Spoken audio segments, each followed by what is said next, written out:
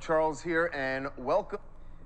Ever wondered how the rich and famous spend their money?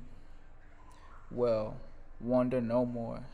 In this video, we are taking a closer look at Diddy's spending habits, where, where he dropped a whopping $1 million in just 1 month.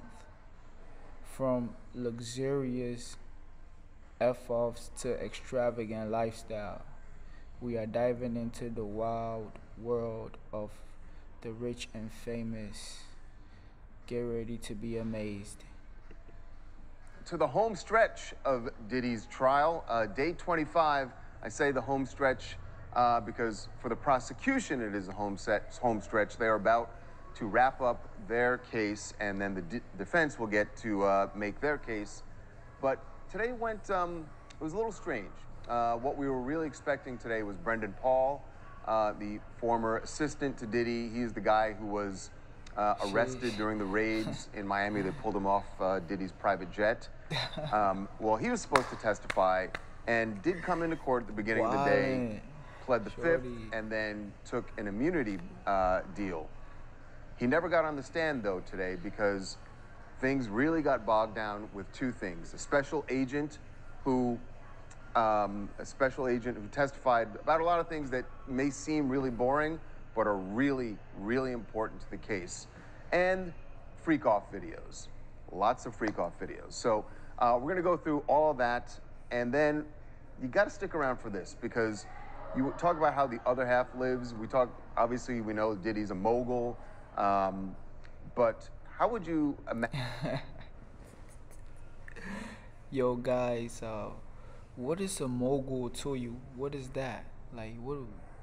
Help me understand what a mogul is. What qualities does a mogul has? God damn, I want to know. God damn. That he could possibly run up $1 million, nearly $1 million on his Amex bill in 1 month? We're gonna show you. If you're looking for a business loan, an SBA loan is one of your best options. Why is that? To start with, the Small Business Administration. We don't do SBA, man. All right. I don't do so SBA after Brendan Paul takes his immunity deal this morning, he is let out of the room, out of the courtroom. We actually hear Diddy speak in court, to which he doesn't normally. He's usually sitting there pretty quietly, but he did answer the judge, had to say, "Yes, Your Honor," when asked to confirm if he was waiving his right to be present while Brendan Paul got his immunity deal. So Diddy was in back, and this is a sort of preview of what was to come. He was in a holding cell actually watching the videos that were going to be shown to the jurors later that day. These are the Freakoff videos, so it's almost like... Sheesh. Okay. He got a chance to review things that were edited that were going to be played for the jurors. So then this special agent comes in, Delisa Penland. Okay. Yes. And she is testifying to the details of a lot of these freakoffs and the setup for these freakoffs. Sheesh. And the expense. I got a question. Does freakoffs sounds bad, or it sounds like a good thing? I don't know. Just a question. It's like freakoffs.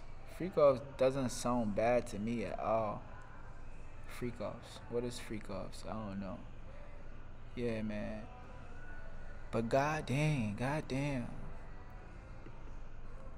Of these freakoffs. Now, a lot of this is going to sound like bookkeeping. I'm not going to go through all of the numbers and everything that she testified about.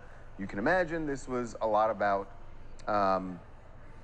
the travel for all of the different male escorts, travel for jewels, travel. Damn.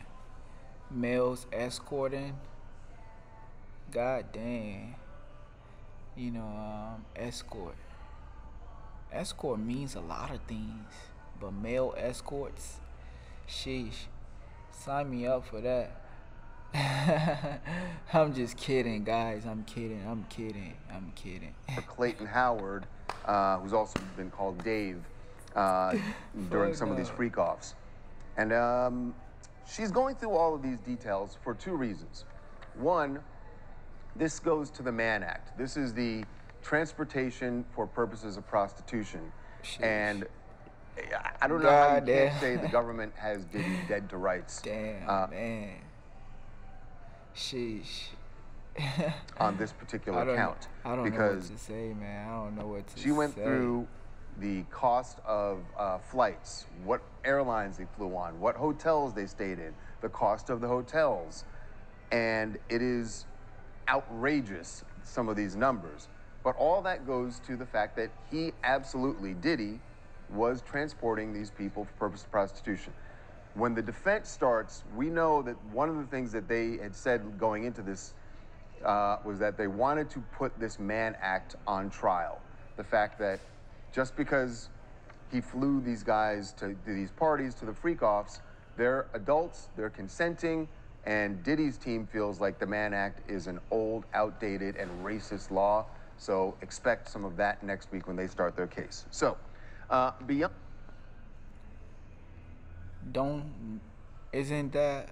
Isn't this what everyone in USA is doing? You know, booking flights, sleeping at nice hotels. I feel like everyone does that. Like, I feel like this shouldn't be in the motherfucking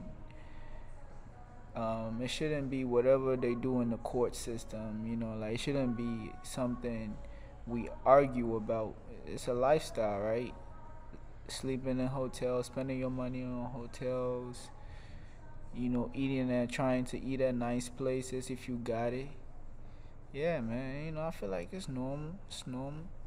They living, you know, like, bro, I feel like almost everyone in USA lives like that. I don't see nothing wrong with that. If you got the money, don't you want to spend it like that? Or you gonna keep it in the bank, man? What you want, shorty? Those details. There is a lot of testimony about Cassie and text messages. But the thing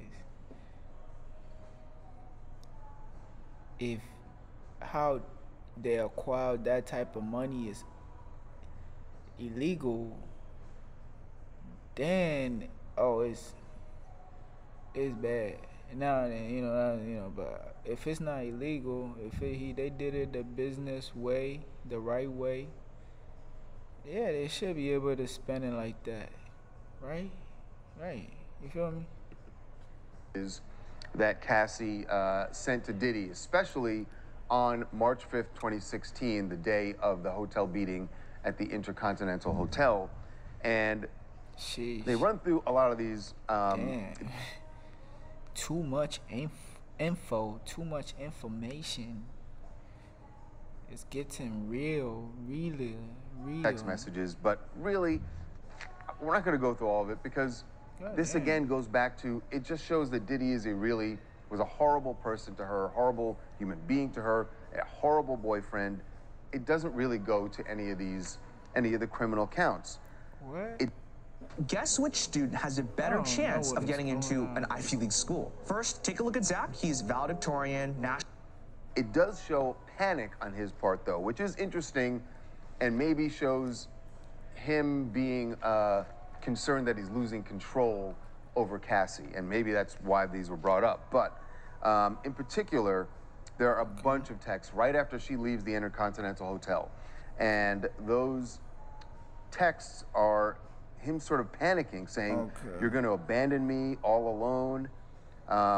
He even says to her, "I'm about to be arrested," which we know is not the case. The police did not show up there. So this is after she's left the hotel. The only thing she responded to him was to say, "I went and checked everything and spoke to security at the hotel. Jules..." Guys, am I nosy? Oh, I'm not nosy.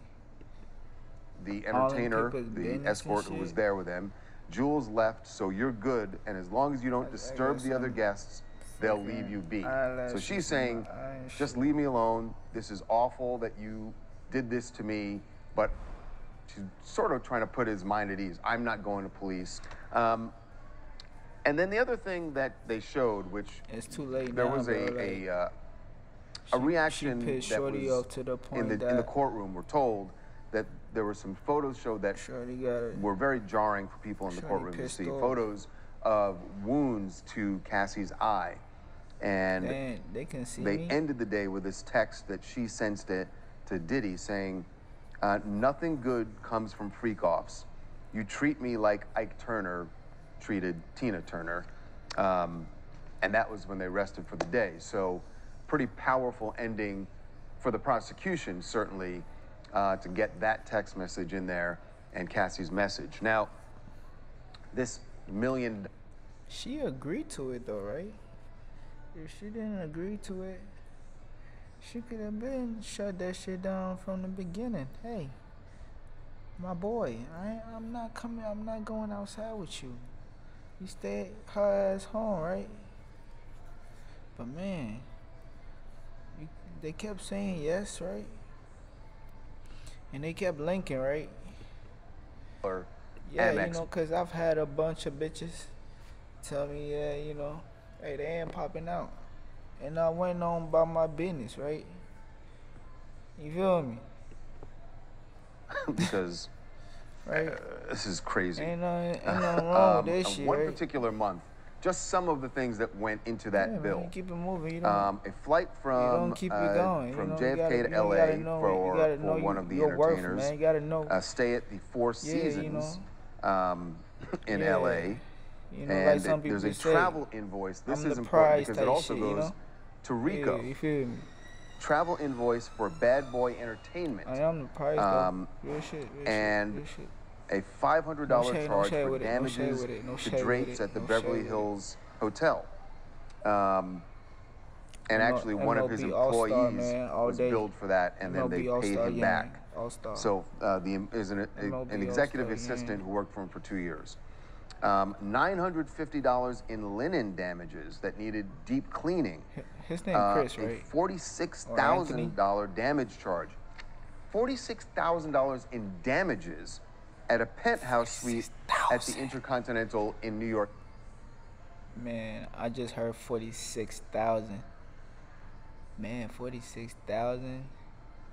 About, I don't know what that 46,000 is about. But you guys can go back and listen to that part, all right?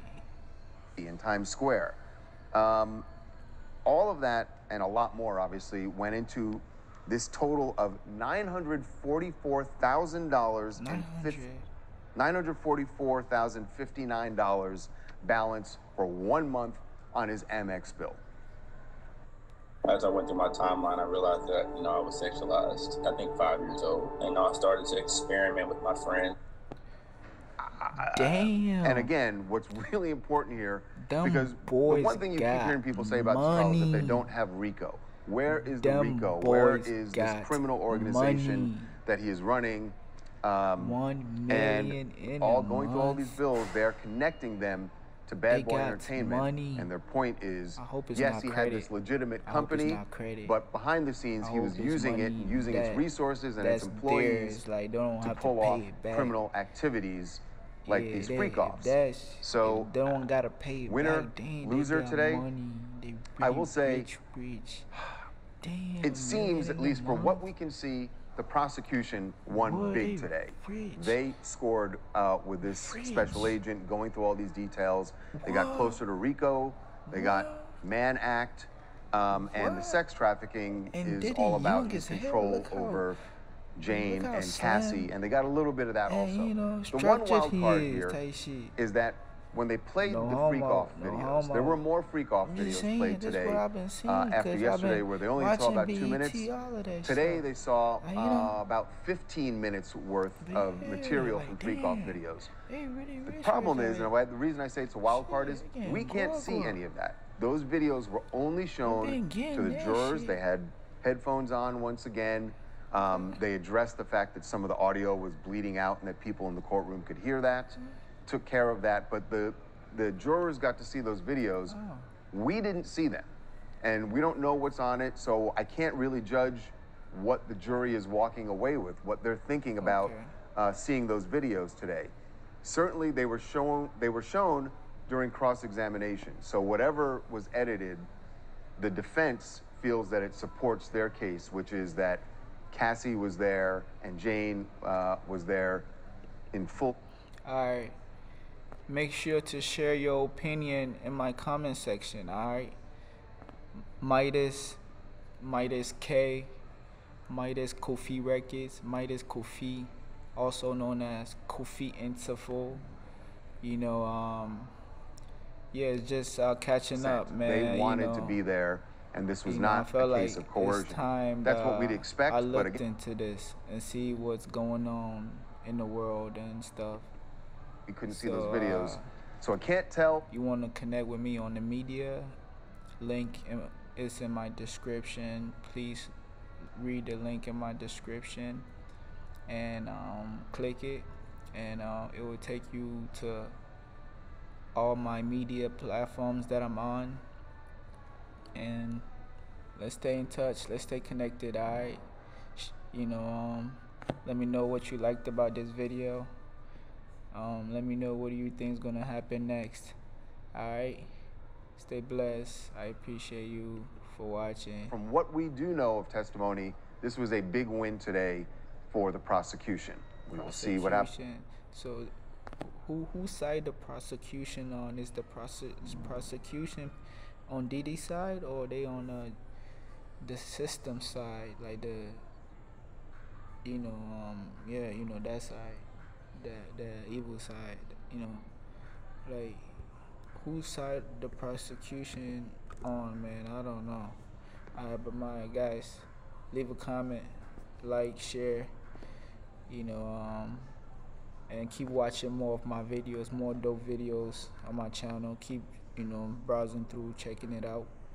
Yeah, man, let's stay in touch. Alright.